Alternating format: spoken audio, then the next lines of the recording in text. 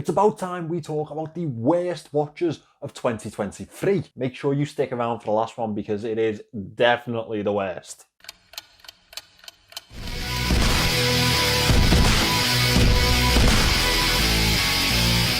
Hi guys, my name is Jason and I am your watch guy today. I like to keep this channel fairly positive, but it's getting to the time of the year where we really need to round up the worst releases we've seen in 2023. Now, there have been some pretty bad ones, and I'd love to see in the comments section what you consider to be the worst. Let's get into it. I feel like I need to make a New Year's resolution to stop talking about the PRX because it has caused me so much mental agony over 2023. The peak of that has to be the PRX Digital. Don't get me wrong, I love a digital watch. However, this is a watch that no one asked for, and on release it became pretty apparent no one wanted. Probably because, in my opinion, it's one of the most overpriced watches on the market. The PRX line was already starting to look a little oversaturated, and I feel like with this one, Tissot pretty much said, we can offer them any sort of crap and they'll buy it. It's around 30 times the price of the F91W, and honestly, I'd much prefer to own the Casio. At least then I wouldn't look like a mug that I just bought into an overhyped craze. This watch, at best, should have been retailed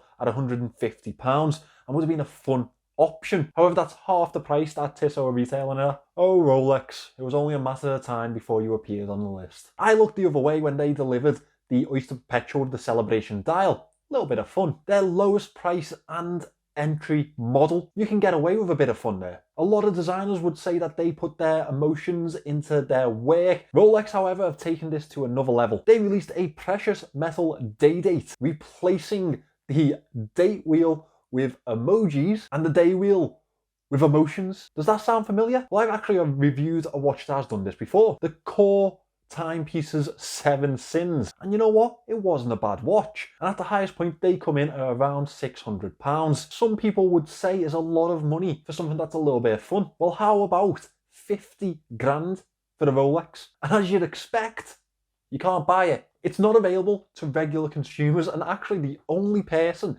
that I have seen sporting this watch is Kevin O'Leary, a man who's worth $500 million. Says it all, really. Maybe designed to add a little bit of fun to their line. Personally, I think that this is just some nonsensical crap. The most that I can say for the next watch on this list is it's better than its predecessor. Swatch were back at it this year with their latest collaboration with Blancpain and the 50 Fathoms. There were some saving graces to this piece. They used a System 51 automatic movement that reserved Blancpain's automatic legacy, and they only released 5 models, which made the collection a little bit more compact. That being said, this still attracted the same circus that the Moon Swatch did. The annoyance of flippers trying to profit from enthusiasts was just as high, as well as that this is still a throwaway piece. It's not a serviceable movement, and it's completely plastic, or bioceramic if you listen to Swatch's marketing team. Now, this would have all been perfectly fine if the pricing was around the usual Swatch range, tiny bit more. These would set you back a cool £350, and they've only just really become properly available to consumers. When rappers started taking iconic watches,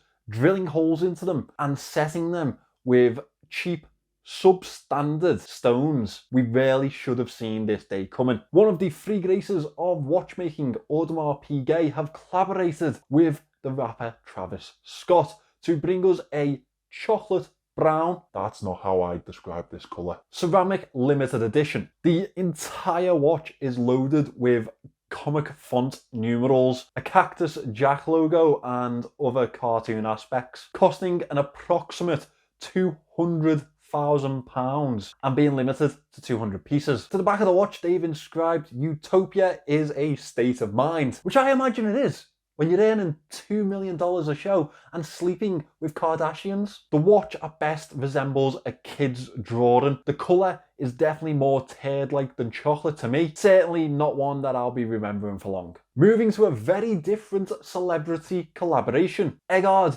released their Passengers V2 on Kickstarter this year. A watch that was made in collaboration with William Shatner. That's right, the guy from Star Trek. A space exploration themed piece in collaboration with a guy that's never been to space. It's limited to 5,000 pieces, which of course is not limited at all. NH35 powered, priced at $600. Can anyone else say money grab? Another feature to this piece is the meteorite dust, which apparently is certified by NASA. Usually dust in a watch is a QC issue. Here it's a feature. All the gimmicks aside, the watch is ugly as sin. The disc, minute and hour displays make no sense at all, and the watch looks cheap as hell. Definitely one of the worst of 2023. I don't even really have words for this one. I'm very conflicted when it comes to the tag debate. They have some very high street centric watches, but also this is based on the Carrera Tourbillon, which I really like, dubbed as one of the cheapest Swiss-made tourbillons on the market. However, this plasma version is horrific. The dial is made from layers of lab-created diamond to give a frosted effect, which alone isn't really the worst. The thing that really throws me is the embedded diamonds into the casing and the bracelet. It looks like a toy, or something that a BTEC 50 Cent would have worn in 2000. At best can be described as an AI mock-up. It was already a no for me, but apparently this one is being sold at £500,000. Keep it. Keep it, mate. This isn't the one. 2023 was certainly the year for integrated bracelets. So many Genta-inspired pieces. So many of them were fantastic. I enjoyed plenty, including this one actually. The IWC Ingenieur is a real beauty, with a rounded yet industrial looking bezel, a absolutely beautiful dial, and a very impressive in-house movement. It's pretty hard to see why this one is on my top 10. Well, I think that around the 7K mark, this watch is a really interesting proposition. From a real powerhouse in watchmaking, this could have been a perfect alternative to a Rolex Explorer or an Omega Aquaterra. However, it's been priced in the same category as a grey market Explorer 2, a steel and gold Breitling Chronomat, or a Grand Seiko white birch and a decent pocket of change. This could have been a really fantastic release.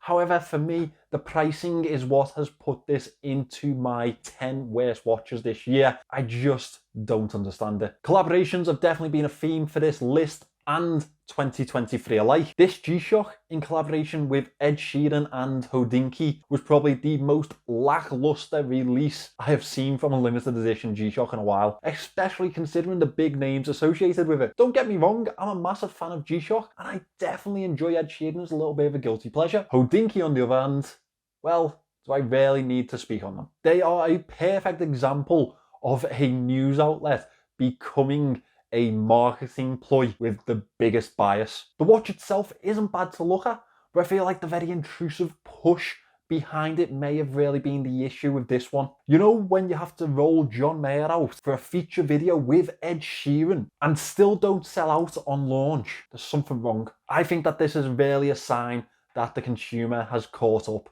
to Hodinkee. I'm not against alternative to watch market favourites. In fact, I think that's one of the beauties of this hobby. This, however, is the wrong type of alternative. The Timex Commander has shown me that a brand can release incredible watches and still put out an atrocity to watchmaking in the same year. This is basically a G-Shock GA2100 in an octagonal case, but it's been oversized by about 5mm and it looks like something out of the back catalogue of wish.com. I don't want to spend too much time on this one because it makes me feel a little bit sick, and I don't really want to overshadow the 2023 that Timex has had. The final watch in this list is probably the worst, and it's been dwelling since 2022. The Moon Swatch was an absolute calamity, and it really does show that my most viewed video last year was alternatives to the Moon Swatch. This year, the Omega Swatch collaboration brought us the Moonshine edition. The same pile of shit